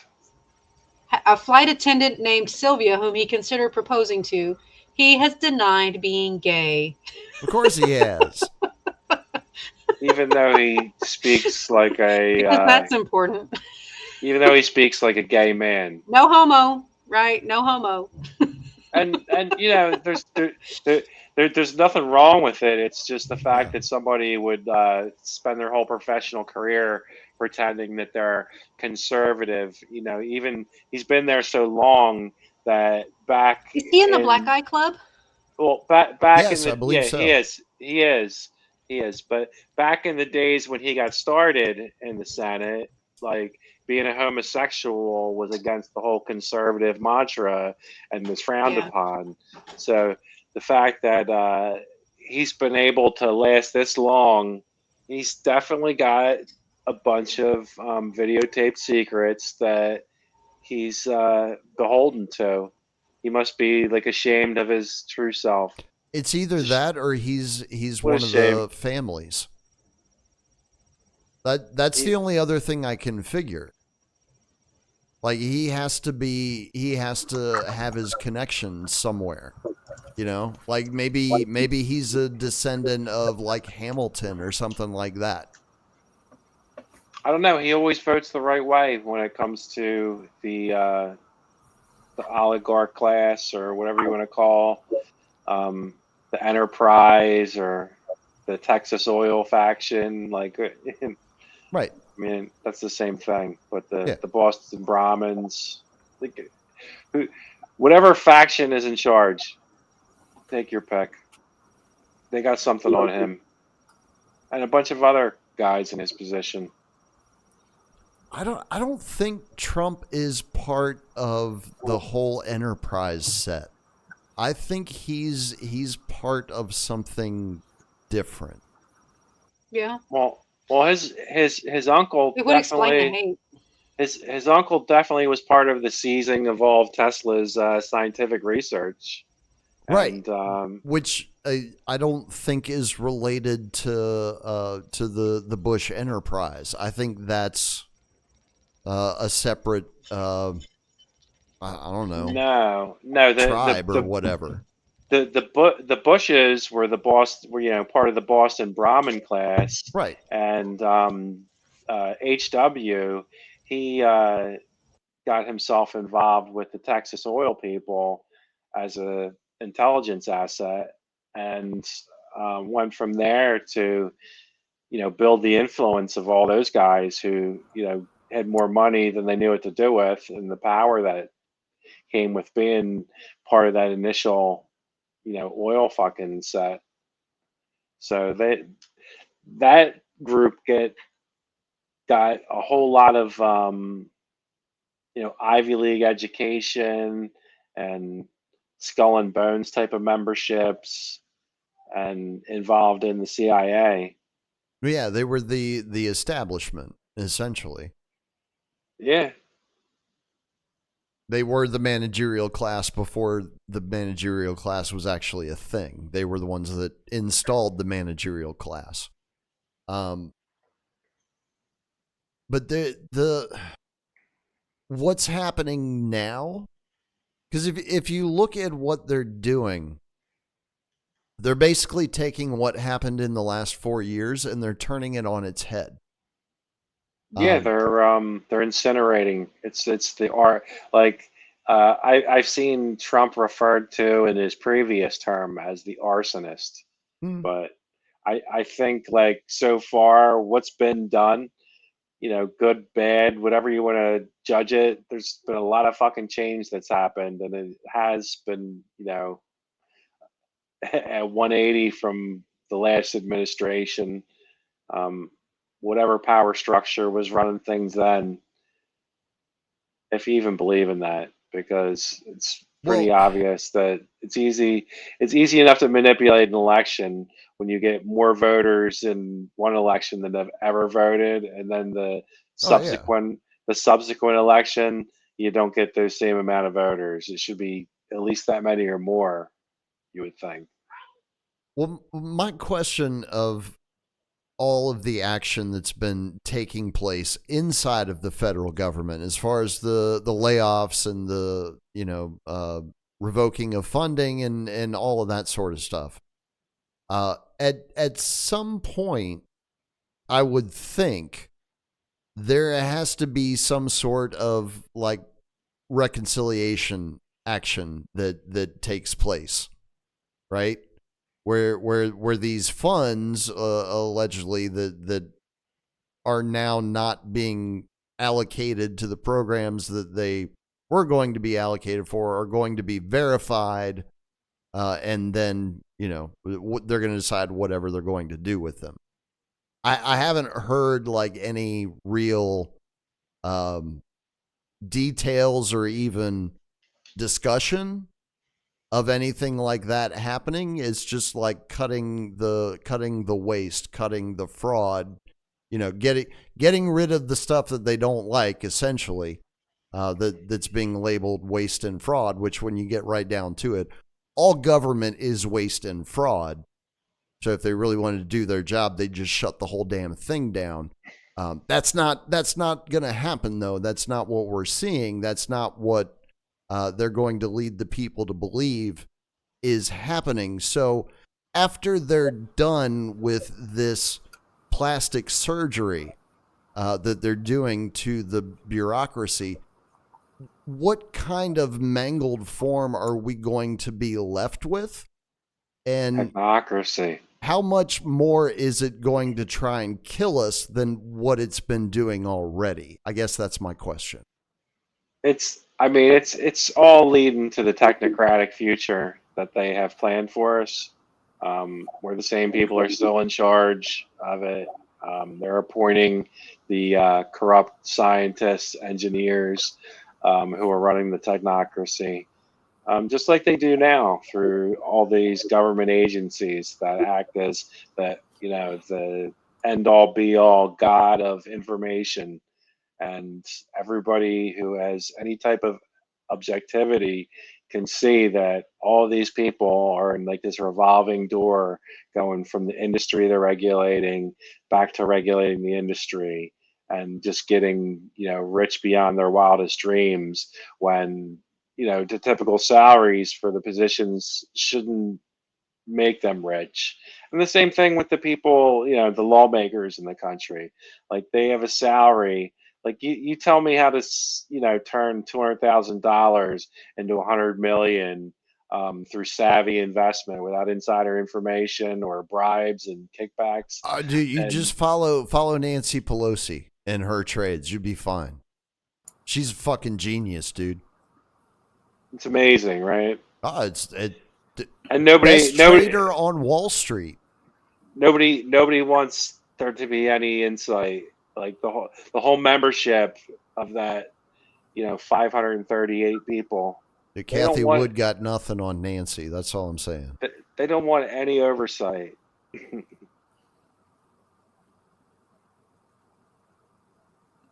The whole time you guys were talking, I was thinking about how my grocery store fired most of their cashiers and put in self-checkouts. And I'm like, Doge, like, huh? Just now? This week? No, Oh. Years ago. But you're talking about letting all these bureaucrats go for the government. They're just going to automate all that BS. And it's probably going to be, like you said, worse on the end consumer. Yeah. It is. And I had an incident years ago in like a local Walmart where some guy was standing in the line that actually had a person that wasn't a self checkout, because they only had one open line with a person and the rest was self checkout. And he was making a public scene saying, if everybody goes into these self checkouts, then all these people are going to lose their jobs. You're taking people's jobs away. He was just, riffing while he was standing in line. And as much as I agreed with him, I went through the self checkout line, and I was probably at my house before he got checked out in this slow ass line. Because what I noticed when they started doing that stuff in the Walmarts and the big box stores, they would put the slowest, most difficult to deal with people as the one checkout source. So, like, you could either sit there and wait 5 times as long as a normal transaction should take with the person who's manning the line, or you can take your luck with the self checkout and hope that it doesn't flag you and videotape you thinking you're stealing shit. Well, that's exactly what's happening with like the digital ID. When that does roll out, that's what's going to end up being the thing that gets people on board with the digital ID. It's going to be faster. It's going to be more convenient. They're not going to have to force anybody to take it or use it. Just about every state has a driver's license that is a barcode on the back that is a digital ID. And starting in May, you're not going to be able to get on an airplane to go from state to state without having their smart ID. Oh, really? The real ID is what it's called. Oh, yeah, they've already got that in place, actually. It's on the driver's licenses. It's the Gold Star, I think, on the Texas driver's license. I have to renew my license by May to get the real ID. I have to do it by July. Not looking forward to that. I should probably just let it go, but I don't know. I don't know. Listen, I'm under no illusion that I'm not a slave to this system, but I'm going to use whatever resources I have to move around this system as freely as I can under their stupid fucking rules. Damn straight. And it's called malicious compliance. It's not like they don't have every fucking identifiable fact about my life anyway. Right. So, dude, I got scanned coming across the border back in 2023. To get a passport, I mean, you have to go through all kinds of bullshit anyway.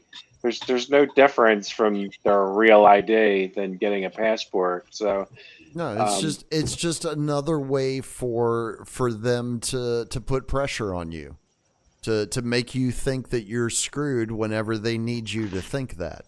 That's all it is. It's just a measure of control. That's it. Yeah, it's just to shut you off. Like they're not building a wall to keep people out of any country. They're building a wall to keep you in. Yeah.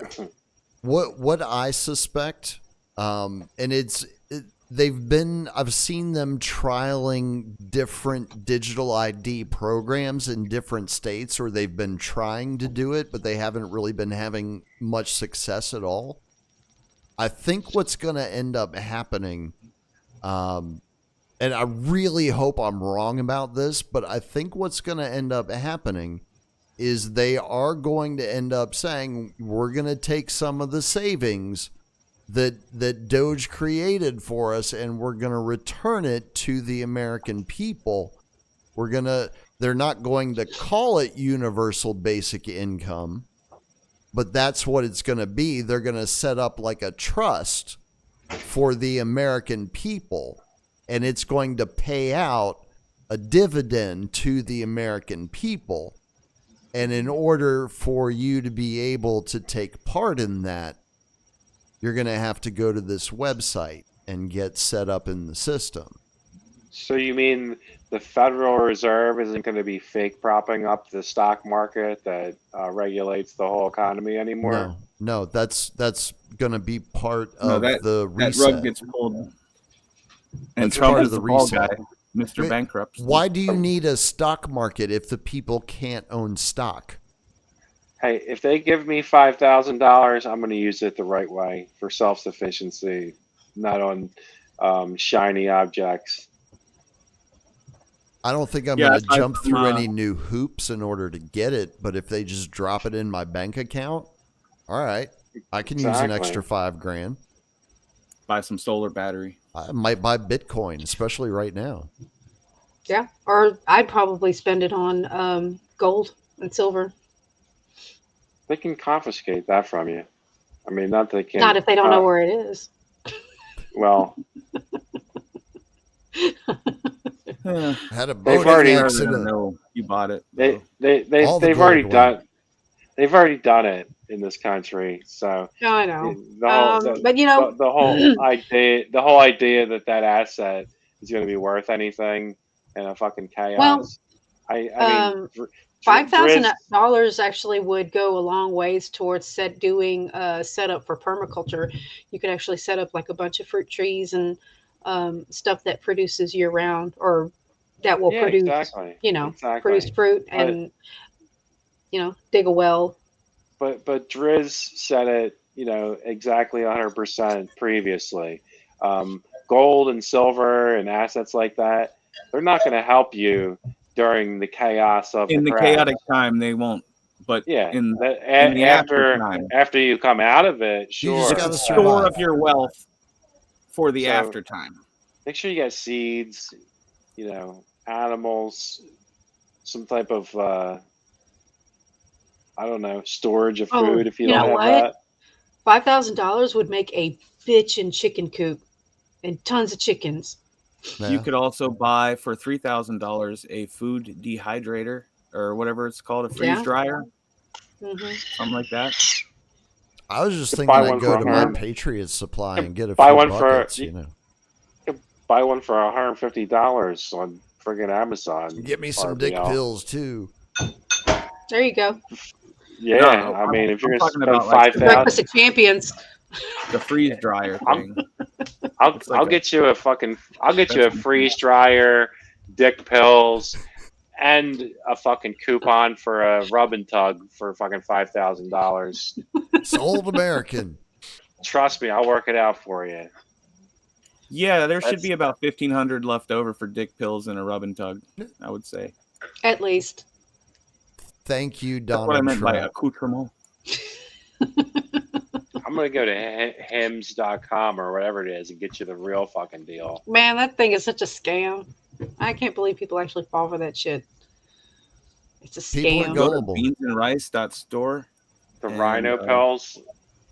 We'll get you some fucking Rogaine, minoxidil to get your fucking beard thicker than ever. Worked for Elon. Or you could just use castor oil. Castor oil makes your hair grow thicker Does it really? if you have it. Mm-hmm. Oh, wow. Because I've been And, using castor oil shampoo lately. Argan oil helps your hair to regrow faster. Well, if you have existing hair, like if it's breaking, it makes your hair stronger. Your castor oil, rosemary, and there was one other thing that I've heard that tea tree oil and rosemary is really good for hair. Lavender oil is good for I think fullness. I'm trying to remember. There's like 8 different ones that you can use in combination or by themselves. Coconut oil is really good for it too. Nice. That was the other one. Coconut oil, rosemary, and damn, I forgot the first one I said already. I use argan oil because my hair breaks real easy, so it doesn't look like I slaughtered a cat in my bathroom anymore.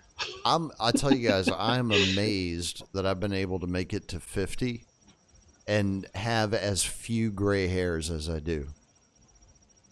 Oh, I got tons. You want some of mine? No, I'm good. I mean, it's They're all in my right beard. here. It's all in my beard. There's one right there. Yeah, it's because you're not out there doing the 9 to 5. I did. I did, dude. I did the fucking grind in DC. Back when you were young and you could take it. No, this was like 5 years ago. Now that you're like in your 50s and you don't have to commute, like commuting takes years off your life. It doesn't. I know it does. Like I always said, like from a young age, like the worst part of any job is waking up, getting ready, commuting, and then commuting home. Like the actual job part was the fucking easy part. All that other shit in between was the worst. I'm actually surprised it didn't take years off my life because I was in prison because I'd killed somebody. But I think you're right. I think it did take years off of my life. There's some dumbass people in Northern Virginia, man, and they get on the road and they drive with everybody else. I guess that's true everywhere. It's just there's more people there, so it's more noticeable. People drive crazier in the last few years, if you know what I mean. I was driving through Virginia today, and I was on 264 going through the tunnel in Portsmouth, and like I lived down in the area for a couple of years when I was in the Navy, and I remembered as I got to the tunnel when traffic started backing up for no apparent reason that the people in Virginia get a little nervous going into tunnels and they all fucking jam their brakes on, and 100 cars later you're stopped. Well, that and like a good 10% of them just can't fucking drive to begin with. They all have personalized license plates, though. Yep. Do they have LED lights in the tunnels in West Virginia? I don't know. Do they, Rob? I went to go visit my sister. I went to go visit my sister in Wisconsin, and up there in Milwaukee, I had to go through a tunnel, and it was just bright LED lights. Like, just, it was horrible. And I felt like I was going to go blind, and then I come out of the tunnel, and it was at night. It was like 7:00 at night, and the sun had already set and everything, so it was dark. And I come out of that tunnel, it's like I couldn't hardly see anything because the lights were so bright in that tunnel. I had a reminiscence about the Portsmouth tunnel. Somebody driving me when I was in the Navy, and it was one of the first times I had done acid. driving through that tunnel in Portsmouth and the lights and just cracking my fucking ass up for no apparent reason.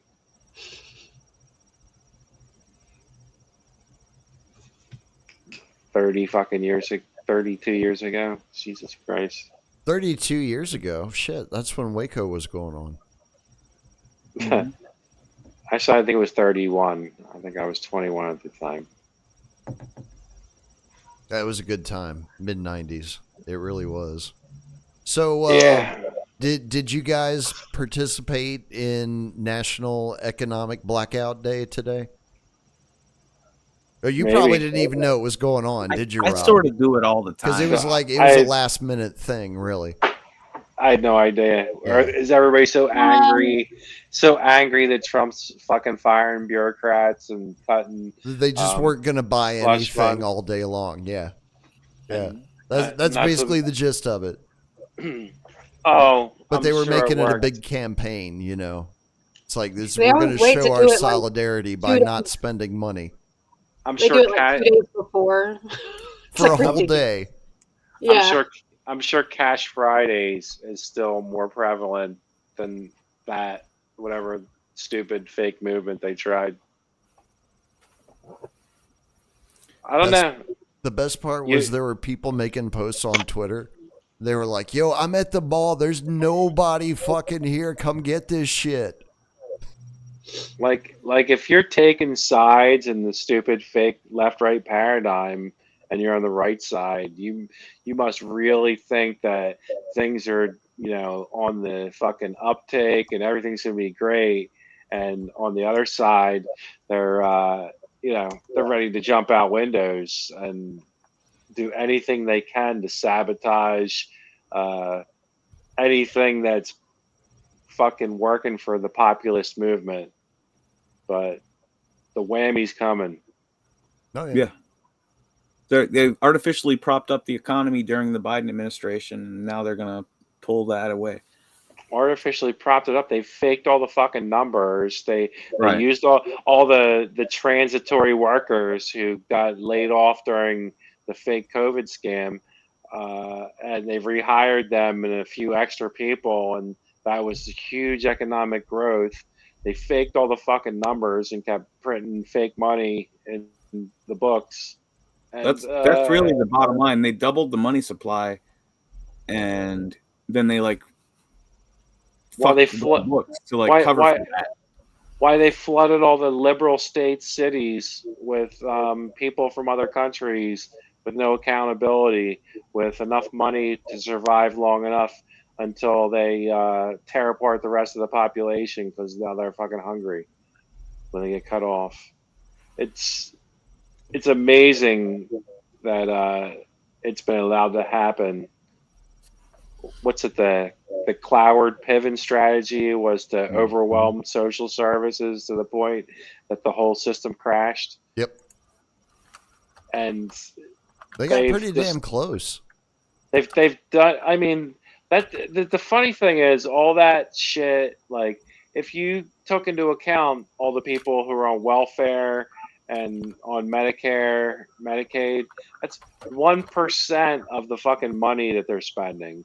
Like, they're pissing it away like almost 50% on military spending of black projects, slush funds, kickbacks to all the senators and Congress people and oligarchical families. It's all just a big fucking shit show.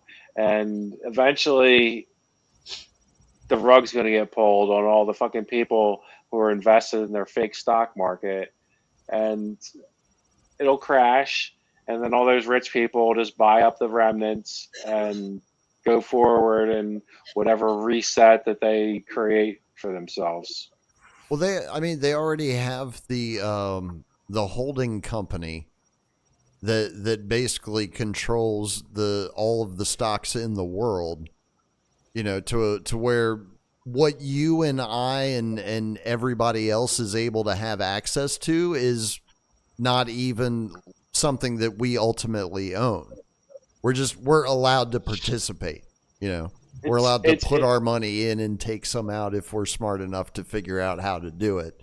But at the end of the day, we don't actually own it because it's owned by a holding company, somewhere else. It's an incestuous fake fucking ownership where 3 fucking companies that own each other own the majority of stock in all the major corporations. Well, and I'm talking about it at the end of the day, even without any of that. Like there's Parallel Mike was talking about it for like the better part of a year. There's a company that was set up that basically owns all of the stock in the world. They tell you can buy stock and you can trade money with them, but at the end of the day, you don't actually own it according to the law. This holding company owns it. They just let you play with it. I think it's incumbent on every fucking citizen, like your crypto wallet on PayPal, to grow their own food and barter with their local people the stuff that they grow for other things that they need to survive. Understand what currency really is. Yeah, it's just a means of transacting with other people. That's it. Anything can be currency. It doesn't have to be money. I've been hearing this whole fucking system's gonna fucking crash for 30 fucking years though. So like I take everything with a grain of salt, but all the indicators are there that it's happening within, the whole Trump presidency was probably the plan to totally destroy any vestige of support with the populist movement. Mm-hmm. Well, if you think about it, just go back to the 20th century. How was it that they were able to get the monstrous bureaucracy that we have now into place? It was the Great Depression. The Great Depression was the catalyst for all of that. It was caused by manipulation by the Federal Reserve when it came into effect. Yeah, I guarantee you it's going to be the exact same playbook all over again, and nobody's going to, I mean, some people will see it coming, obviously, but the vast majority of people won't fucking see it coming because that's the way the play is designed. Well, you just got to learn the way that they play the game and, plan accordingly. Get loans when the interest rates are low and get yourself assets that can't be taken away from you. Yeah. I can tell you there was and I mentioned it, I think, in the pre-show. There was an article on Zero Hedge earlier today. I think it was Morgan Stanley was doing one of their quarterly calls or whatever, and they were talking about the future timeline for the rollout of humanoid robots, because apparently they have a fairly sizable investment into a specific company that they were talking about. And they were looking at a window of 2027 to 2032, starting with about 76,000 models in service by 2027, and that number growing up to more than 500,000 in service by 2022. And that's just one company creating humanoid and robotics of other forms as well, like dogs and shit. Well, here's the thing, man.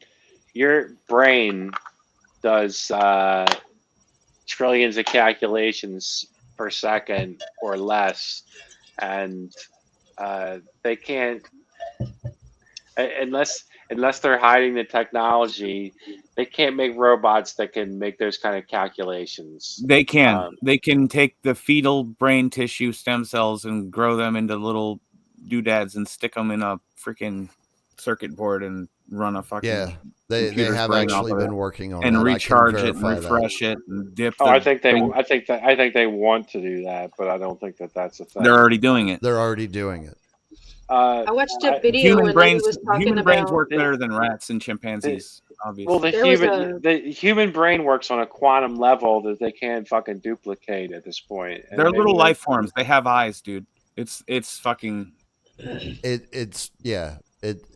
there was a Man-made lady horrors on, beyond comprehension. Beyond comprehension. Yeah. there was a lady, she's a surgeon.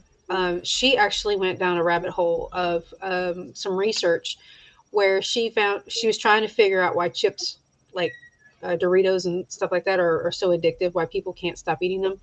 And she went down a rabbit hole. Fetal cell line. And she said, yeah, I'm getting there. She said Mhm. that she found information where the Cinemex. chip company, yeah, they're being sued. The chip companies are being sued because they didn't include that information in their product list. And Cinemix is where they take the aborted fetal cells and they experiment on it to test which chemicals make give a like an addictive response or a triggered response to the chemicals, and to see which ones that basically they like better than others, and then they put that on the chips, the ones that yield the highest result, and they're using fetal stem cell um, tissues to perform those experiments, yeah, I can't and imagine then they put that shit on the food.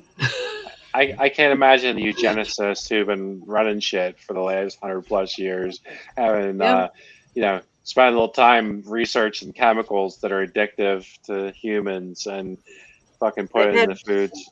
they've had free reign for the last 100 years because nobody was paying attention. Yep. Free And reign. for folks who don't know, Cinemix was founded in 1998. So People they've been want to around a talk. while. People want to talk about chemtrails and laugh, ha ha, Taste funny. of a But new generation. if you look up aerosol, Stratospheric Aerosolized aerosol atmospheric injections. injections. Yeah. stratospheric aerosol injections, you'll see that these That's exactly what it motherfuckers is. have been experimenting. Mhm. And I just came Since the across end of World War II. I came across a couple weeks ago a video that was being recorded at the UN, and they're talking about all these different research programs that the United States is doing, spraying aluminum, barium, and other Strontium, chemical strontium, yeah, into the atmosphere sometimes even to sulfur. to reflect sunlight. Like these ignorant fucks, if they looked at they pretend that they're into science, but if you look at the core samples of the ice on the planet, there's been very few periods that are interglacial where it's premium life for humanity on the whole planet, and this is one of them right now. And They want we're us dead. we're spraying shit to block sunlight. Uh, Something like And it, if you've ever driven across this country and haven't been stuck near a city your whole fucking life, you'll see the vastness of like how much open space there is per fucking people just in the United States, and it's the same thing in other countries. Hmm. As long as you're I not, drove all the way across Mexico. There's a lot of open space in Mexico too. yeah, if you're not in like Some of it's desert, but it's the still con open space. the concentrated city centers, there's just so much vast space, and they like teach us scarcity. Like there's not enough to sustain everybody. But you could jam everybody on the fucking planet into Texas and it wouldn't be as densely populated as New Jersey is currently. Yep. but And yet they're bringing on an ice age and spraying us with uh, neurotoxic, carcinogenic, fucking I Alzheimer's. mean, from what I've Well, been and feeding here us that stuff too. from what I've been hearing, like many people talk about, scientists who actually do science, they've been talking about ice age coming within the next 3 years now. Like, I mean, 10 years ago, I was reading this, and it was going to be when I was like 55 that they were predicting the onset of at least a mini ice age. And that's 3 years from now. So I guess 7 years ago.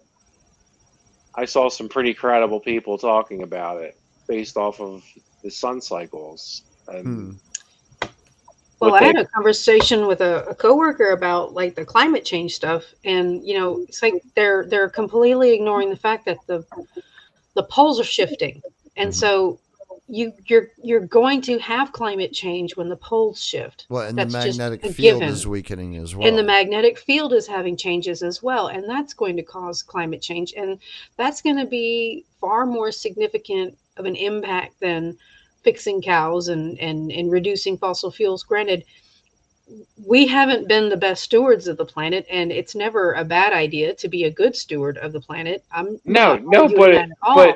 But when it's you're all using fucking pollution. It's it is, but when you're poison. using like a eugenicist, humanist approach to fixing the quote unquote problem, it's a Malthusian approach. It's you're making human beings the enemy. Human beings are not the enemy. The earth goes through its cycles and it goes through changes, and some of them are far more drastic than others. And there's more factors involved than just the handful of things that they're telling us are causing climate change. Yeah, 97% of the stuff that happens is natural processes of the earth outside of human activity.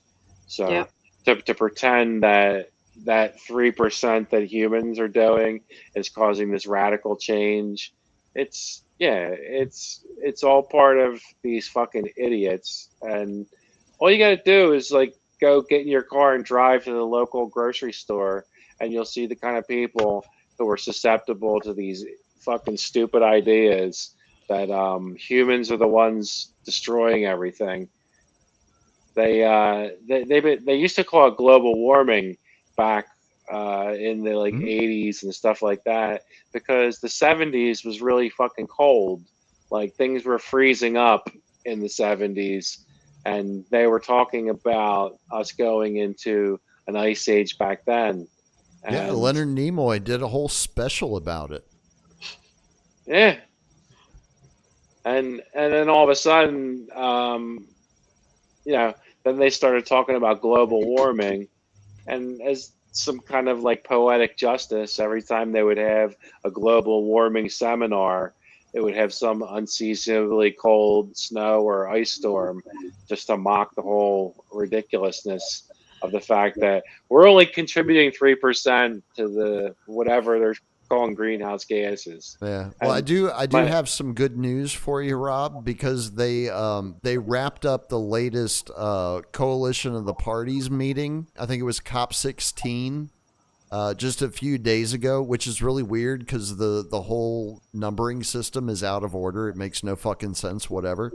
But they were finally able to come to an agreement that they're going to spend $200 billion on climate change over the next 10 years.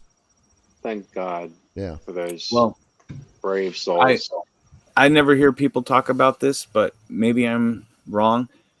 The Three Gorges Dam in China weighs 40 trillion kilograms. That's what it says, kilograms. That's massive.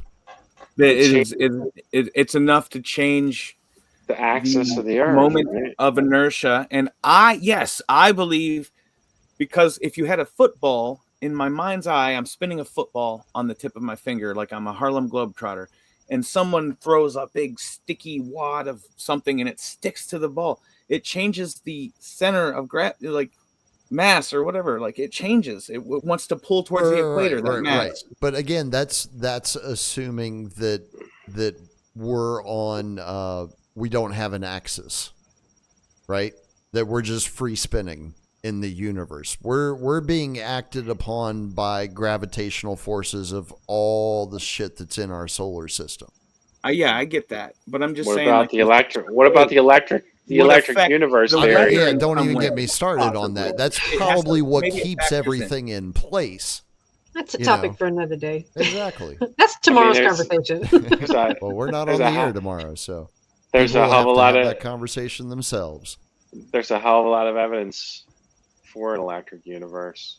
I think there is. I'm actually curious if we might not be heading into some sort of cyclical electric universe type of event. Because I've run across a few references to something like that in some of the older books that I've read. Well, I think all donations to Liberty Radio should go towards a rocket to go up and prove there's a firmament or there's no firmament. Or I thought they already proved that there was a firmament. Who fucking proved it? I don't remember. I remember there was them talking about. Unless I'm on site with these fucking shysters, I'm not gonna fucking believe it. If my skeptical eye can't fucking prove it, fuck there's a cloud around the sun, the Oort cloud. That's around the whole solar system. It's the heliosphere that is supposedly the gases of the sun, the plasma that puts a big, I guess, protective bubble around the solar system. Right. Yeah.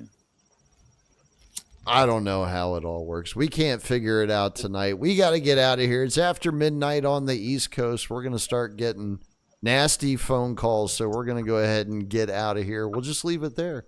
We can pick it up here next week if you guys want. That's up to you. You don't have to go home, but you can't stay here. We'll be back on Tuesday. Get those requests in, y'all. Good night, everybody. Peace.